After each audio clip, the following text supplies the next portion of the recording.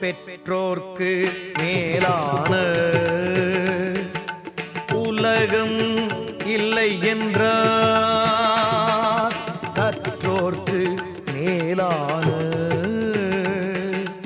பெரியோர் இல்லை என்றார்.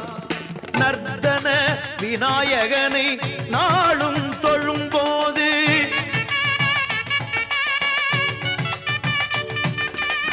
அர்த்தம் புரிந்து விடும். திருவருள் துணை இருக்கும். தினம் தினம் மனம் துதிக்கும். அவன் அருள் நலம் சேர்க்கும்.